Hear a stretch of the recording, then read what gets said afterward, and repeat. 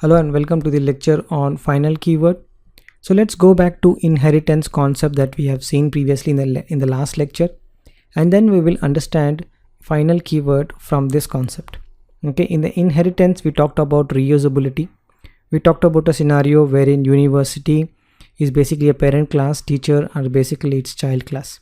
Okay, you have a university class called parent class, you have teacher class called child class. And final keyword is basically useful when you want to restrict method and classes. You don't want teacher class to inherit some of the methods or some of the properties of university. A good example is basically the tax number, license number. Those numbers you don't want child to access it. Okay, so that is a case wherein you use the final keyword.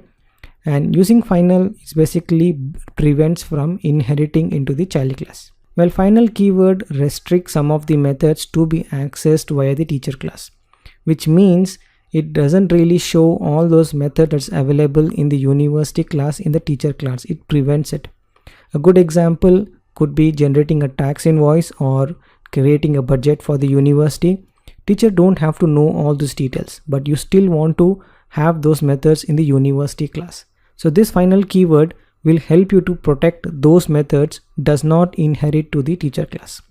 That's where the final keyword help you to do that. Remember that the final keyword can only be applied to method and the classes. Okay, so the most important thing that you have to understand about final keyword, it restricts methods or classes to be inherited by the child class. If you want to prevent inheritance, you want to block inheritance, you use the final keyword. Okay, so let's look at an example of how the final keyword can be used. So let's take an example of a university and a teacher. The final keyword can be applied to a class, you can apply it to a method. And once you applied a final keyword to a class, you cannot extend that class.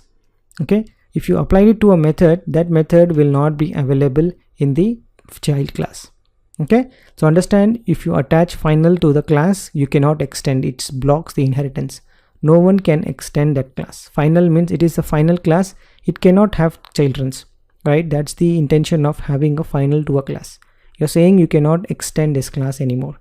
If you're writing to a method, means that method will not be visible in the child class.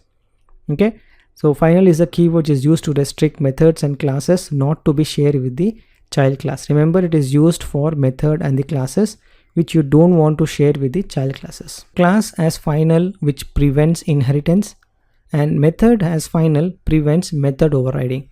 These are the two important concepts you always have to remember. People will remember how to do inheritance, but you also have to understand how to prevent inheritance, right? How to prevent inheritance. When you say class as final, you are preventing inheritance, means you are not allowing that class to inherit by anybody. Okay, when you say method as final, you are trying to say no one can override this method. You have seen the hello example wherein you have a hello method in the university and hello method in the teacher class, and you basically can override the methods. If you don't want anybody to use the same method name, you mention it as final, then the overriding method will error out. Okay, so remember this, class as final prevents inheritance, method as final prevents method overriding. We'll do one example to understand the final keyword. Okay, so let's move on.